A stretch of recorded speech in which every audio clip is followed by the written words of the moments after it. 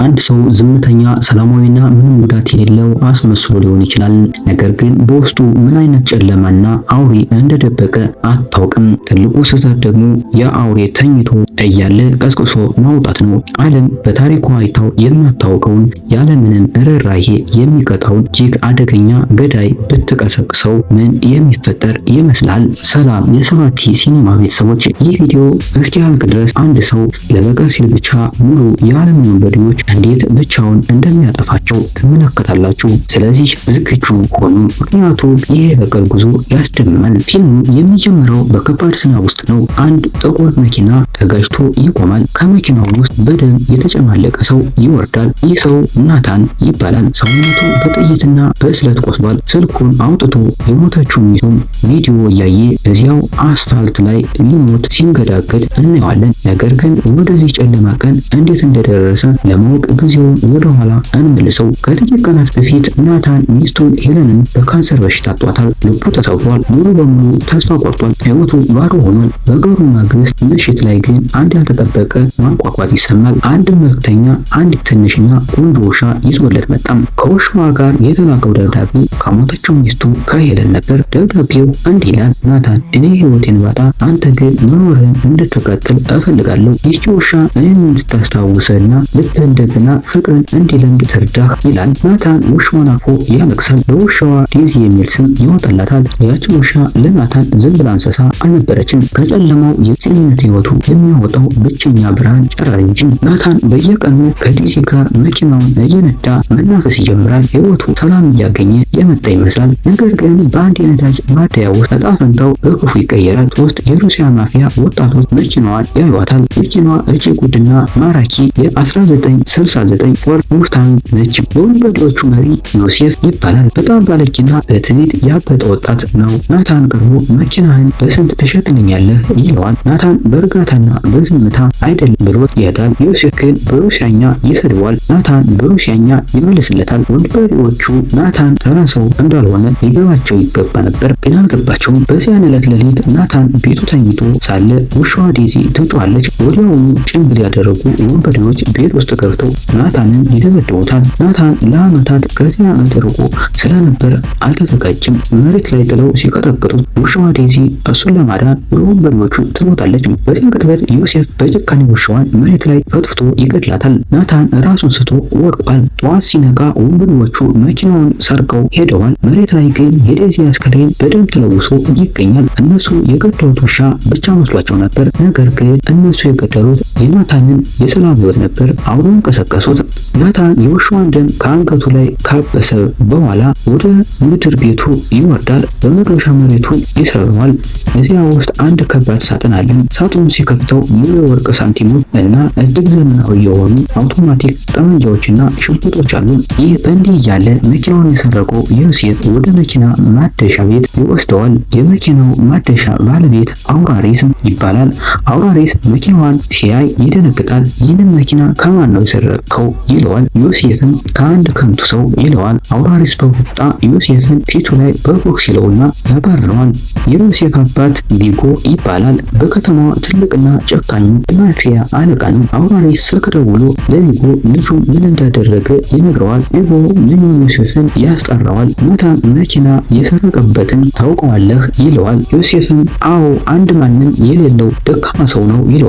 ቤጎ ልጁን በጥፊ ይለዋል። ከዚያም መቼም የማይረሳውን ንግግር ያደርጋል። ቤጎ እሱማ ማንም የሌለው ሰው አይደለም፣ እሱ ናታን ነው። እሱ እኛ የሌሊት አጋንንት የምንለው ሰው ነው። እሱ ዝም ብሎ ገዳይ አይደለም። እሱ ገዳዮችን ለማጥፋት የምንልክበት የሞት መላእክተኛ ነው። ቤጎ ለልጁ ይነግረዋል። ናታን በአንድ ወቅት ለቤጎ ይሰራ እንደነበር እናም ቤጎ ዛሬ ያለው ስልጣንና ሀብት ዋናው ምክንያት ናታን እንደሆነ፣ ናታን ግን ለሚስቱ ሲል ያንን ሕይወት ትቶ ወጥቶ ነበር። አሁን ግን ዮሴፍ ሁሉንም አበላሸው። ቤጎ ናታን ጋር ስልክ ይደውላል። ነገሩን በሰላም ለመጨረስ ይሞክራል። ናታን ልጄ እንደሆነ አላውቅም ነበር፣ እንነጋገር ይለዋል። ናታን ግን ምንም አይናገርም፣ ስልኩን ይዘጋዋል። ቤጎ ወዲያውኑ ናታንን ለመግደል 12 እጅግ ስልጡን ገዳዮችን ወደ ናታን ቤት ይልካል። እነሆ የናታን የመጀመሪያው የውጊያ ትዕይንት ይጀምራል። ወንበዴዎቹ በምስጢር ቤት ውስጥ ይገባሉ። ናታን ግን በጨለማ ውስጥ ሆኖ ይጠብቃቸዋል። በአስደናቂ ፍጥነት በአንድ ምት 2 እና 3 ሰዎችን በጭንቅላታቸው ላይ በጥይት እየመታ ይጥላቸዋል። እንቅስቃሴው ልክ እንደ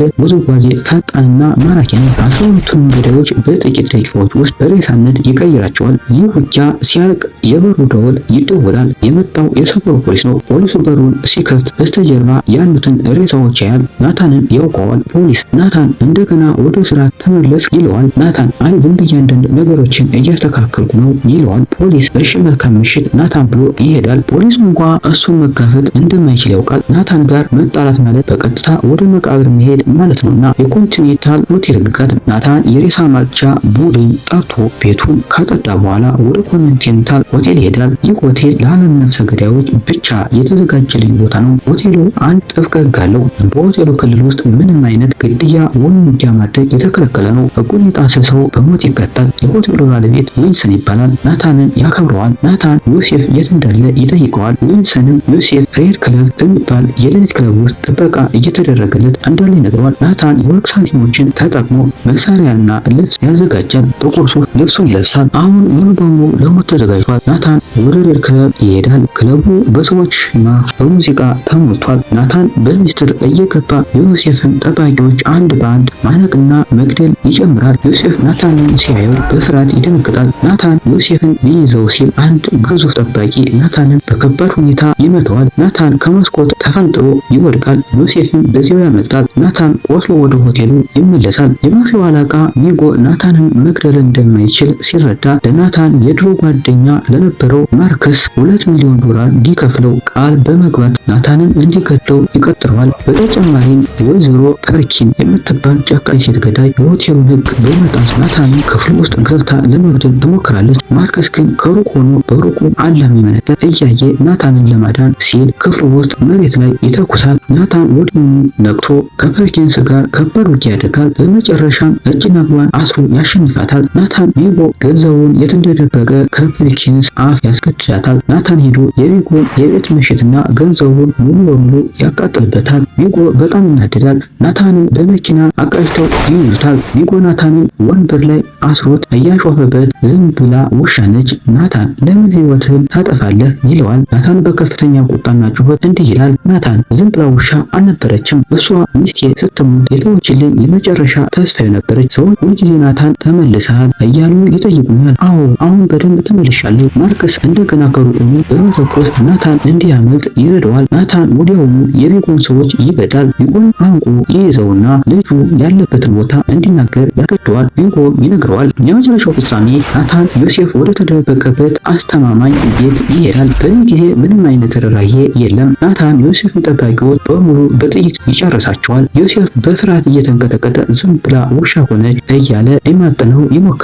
ናታን ግን ምንም ሳይናገር በረዶ በሆነ አይን እያየው ጭንቅላቱ ላይ ተኩሶ ይገለዋል። ይህ እንዲህ እንዳለ ቪጎ ማርከስ ናታንን እንደረዳው ስላወቀ ማርከን በቤቱ ውስጥ በጭካኔ ይገድለዋል። ናታን የጓደኛውን የማርከስን ሞት ሲሰማ ወደ ቪጎ ያመራል። ቪጎ በሄሊኮፕተር ሊያመልጥ ሲል ናታን ይደርስበታል። በከባድ ዝናብ ውስጥ የሁለቱ መሪዎች የመጨረሻ ውጊያ ይጀምራል። ናታን መሳሪያውን ጥሎ ከቪጎ ጋር በስለትና በቦክስ ይጋጠማል። ቪጎ ናታንን በቢላዋ ይወገዋል። ናታን ግን ቢላውን በሰውነቱ ውስጥ አስገብቶ የቪጎን እጅ በመስበር ቢላውን ንቆ ቪጎን ይወገዋል፣ ይገድለዋል። ታሪኩ ወደ መጀመሪያው ትዕይንት ይመልሰናል። ናታን በደም ተለውሶ አስፋልት ላይ ወድቋል። ነገር ግን እዚያው ለመሞት አልፈቀደም። ተነስቶ በአቅራቢያው ወዳለ የእንስሳት ሕክምና ክሊኒክ ይረዳል። ቁስሉን በራሱ ካከመ በኋላ እዚያ ውስጥ የታሰረች አንዲት ትንሽ ውሻ ያያል። ውሻዋን ይፈታታል። ፊልሙ የሚያበቃው ናታን አዲሷን ውሻ ይዞ በኒውዮርክ ጎዳናዎች ላይ በዝምታ እየተራመደ ሲጠፋ ነው። ናታን ያጣውን ፍቅር ሙሉ በሙሉ ባያገኘውም ለራሱና ለሚስቱ ትዝታ ክብር ሲል የበቀል ግዴታውን ተወጥቷል። አሁን ዓለም አንድ ነገር አውቃለች። የተኛን አጋንንት መቼም ቢሆን እንዳትቀሰቅሰው። በዚህ አጭር ፊልም ከተደሰታችሁ ላይክ፣ ሳብስክራይብ በማድረግ የደወል ምልክቷን መንካታችሁን እንዳትረሱም። ሀሳብ አስተያየታችሁን በኮሜንት ላይ አሳውቁን። ቀጣይ ፊልም እስከምንገናኝ ደህና ይሁኑ።